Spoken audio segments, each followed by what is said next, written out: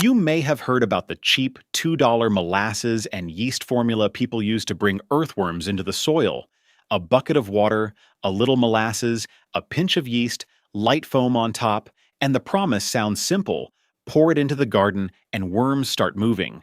There is a useful idea inside that method, but there is also a missing condition.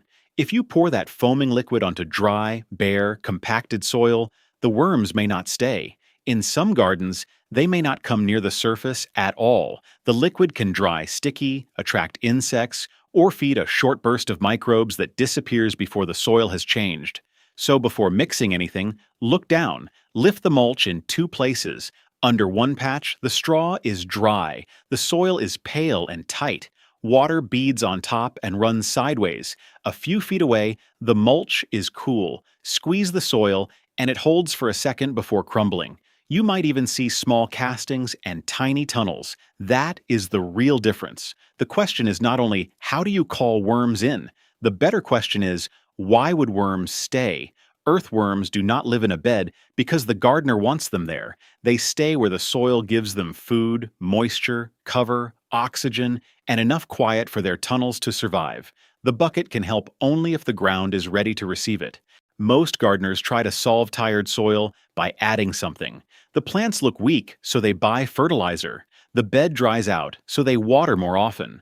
The top layer turns hard, so they add compost. Each choice can help in the right situation, but none of them automatically creates a place where worms can work. A fertilizer can feed a plant for a short time, while the soil surface remains hostile to life. That is the mismatch. Bare soil heats quickly. Compacted soil gives water fewer paths downward. Soil with little organic matter gives microbes and worms very little to use. When the surface keeps drying into a crust, the biological work near the top layer stops and starts over again.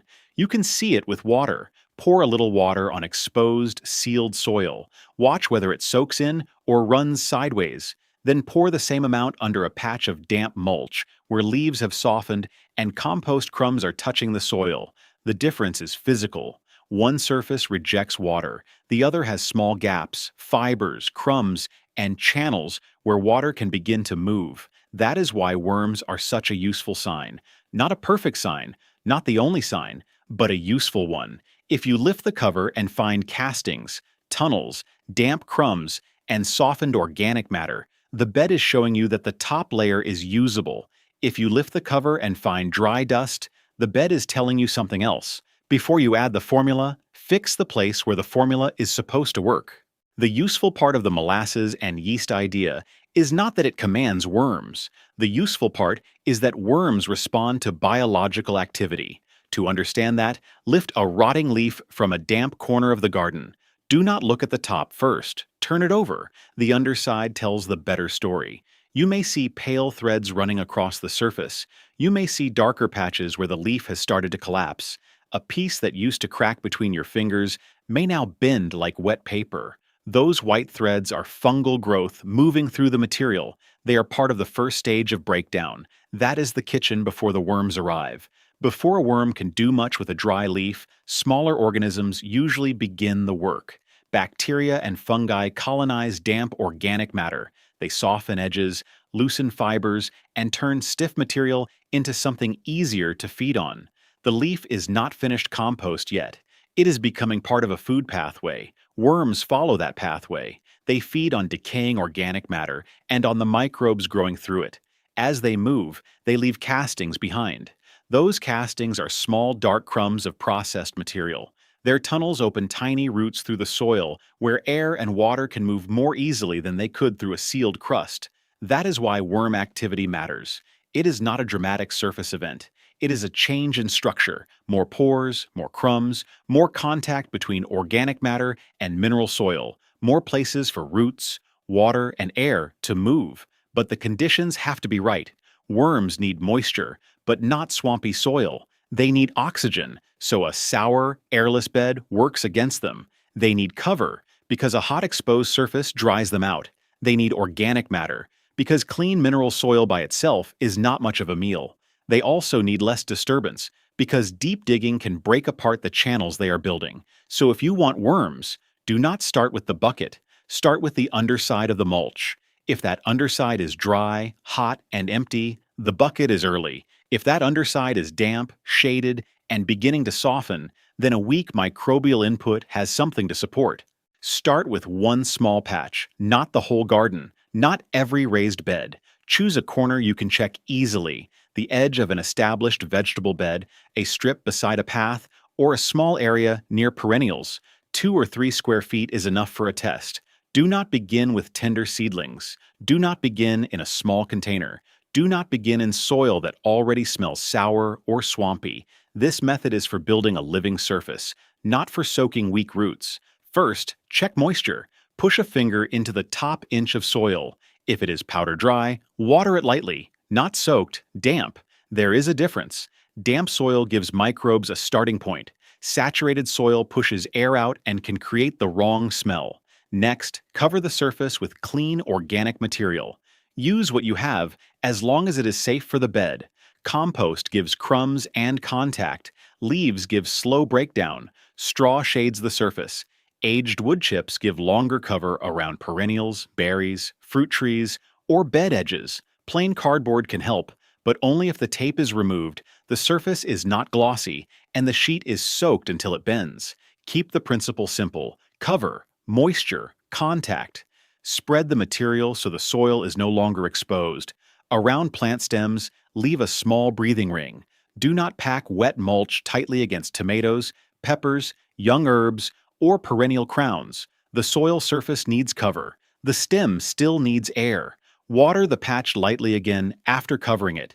You are trying to settle the material against the soil. The underside should touch damp ground, not hover over a dry crust. Then stop. Do not dig through it every day. Do not keep adding stronger inputs, because nothing dramatic happened by morning. Lift one edge, check the underside, and put it back. This is where patience becomes practical. You are not waiting blindly. You are watching for physical signs: dampness, softening, smell, castings, small holes, and better water movement. The test patch is small on purpose. If it works, you can repeat it. If it fails, you learn without damaging the whole bed. Now the bucket makes more sense. A weak mixture of clean water, a little unsulfured molasses, and plain baking yeast can create a short burst of fermentation. When the yeast wakes up, the surface may show light foam. The smell should be mildly sour, closer to bread dough than garbage. That foam is useful information, but foam is a bucket sign. Soil improvement is a soil sign. The liquid may add a small pulse of easy food for microbes near the surface. That can be useful when the soil is already covered, moist, and full of organic material for biology to work through. But the liquid should not be treated as the whole method. Use it weak. For a small test patch, do not make a thick, dark, sugary concentrate. Start with clean water. Add only a small amount of molasses and a pinch of yeast. If you are unsure, dilute more, not less. By the time it goes into a watering can, the liquid should look very light, almost clear. Apply it to soil only. Do not spray it on edible leaves. Do not pour it over lettuce, spinach, herbs, or any crop where the edible surface may catch the liquid. Do not use it on seedlings. Do not pour it directly against tender stems. Apply it in the cool part of the day, early morning or evening, when the surface will not dry immediately. Use a clean bucket. Keep it loosely covered, not sealed tight. Active fermentation can produce gas, and a sealed container can build pressure. Keep it in the shade. Use it fresh. Do not store it for days, and then guess whether it is still safe. And before using it, smell it. This is the ugly detail that matters. A light sour smell is acceptable. A rotten egg smell, a garbage smell, or a swamp smell means the wrong process has taken over. Do not rescue that batch. Do not pour it on vegetables. Discard it away from the garden and start over with cleaner tools. After applying the weak liquid, cover the soil again. If a sweet liquid sits exposed, it can attract ants, flies, gnats, or digging animals. If insects gather or the surface feels sticky, you used too much or left it uncovered. Rinse lightly, cover with dry leaves or straw, and do not repeat the application. The bucket is not the method. The bucket is a short window support for a covered, damp, organic soil surface. Do not judge this by whether worms appear tomorrow morning. Use 3 checkpoints instead. First, check the first 24 hours. Lift one corner of the mulch. The question is simple. Did the underside stay damp? Is the soil cooler than the exposed soil beside it? Does water soak in better than it did before? That is the first sign. It may look boring, but it matters. A dry surface cannot support much biological work near the top for long. Second, check the first week. Look at the contact layer between mulch and soil. Leaves may begin to darken, straw may soften, compost crumbs may settle into little gaps. If cardboard is part of the patch, it should begin to lose that stiff, box-like feeling. You may see fine white fungal threads under leaves or cardboard. That does not mean the material is finished. It means the breakdown pathway has started. The smell should stay earthy. If the bed smells sour, rotten, or like a clogged drain, the patch is too wet or packed too tightly. Pull back some cover and let air return. Third, check around day 30. Compare the test patch to nearby exposed soil. Take a small handful from the top layer. Does it still fall apart like powder, or does it hold together lightly before crumbling? When you water, does the patch accept water more evenly? Has some of the mulch thinned because organisms are working through it? Do you see castings or small tunnels near the surface? That is the kind of change worth watching. In warm, damp, biologically active soil, signs may appear faster. In cold, dry, compacted soil, they may take longer. This is not instant.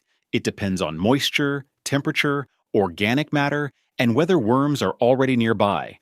A foaming bucket works in hours. A worm-friendly surface develops over days and weeks. Better soil structure is a longer habit. There are 3 mistakes that ruin this method more than anything else. The first mistake is pouring the liquid onto bare soil and calling the job finished. That is how a useful idea becomes a disappointment. On exposed soil, the liquid can dry quickly, leave a sticky surface, or attract insects. It may feed a short microbial burst, but without mulch, moisture, and organic matter, that burst has nowhere to go. The fix is simple. Cover first, or cover immediately after. The liquid belongs in a soil system, not on a dry crust. The second mistake is getting moisture wrong.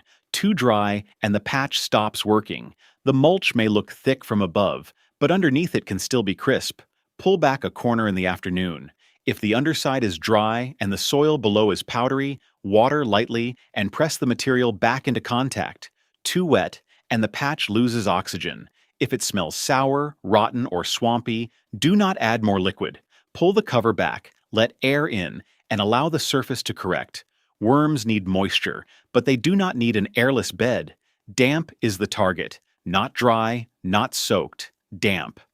The third mistake is destroying or spreading the wrong biology. If worm channels begin forming, do not deep till the patch just because the surface looks loose. A garden fork can be used gently if soil needs help, but flipping the whole bed breaks the structure worms, and roots are building.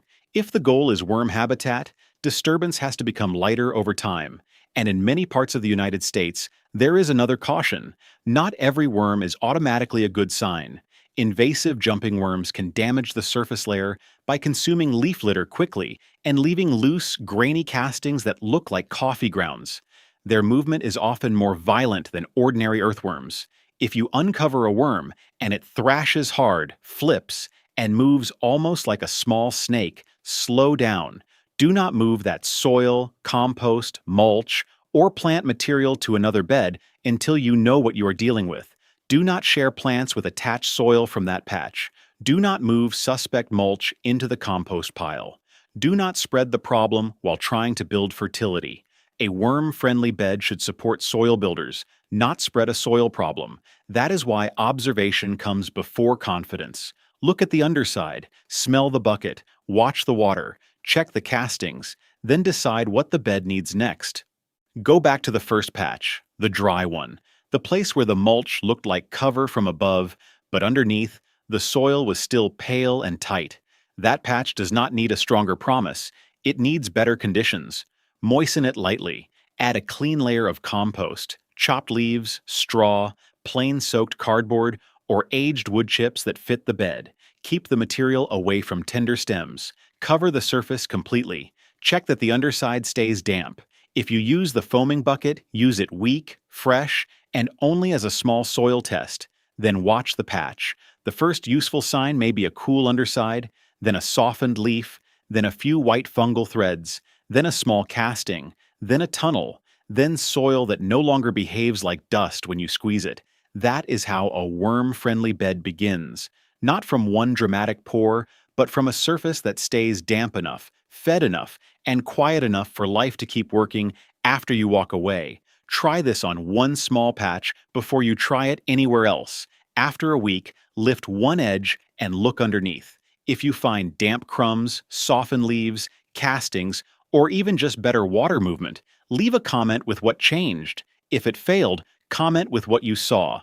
Dry crust, sour smell, insects, or no change at all. That observation is part of the method. And if you want to keep rebuilding your soil with us, subscribe.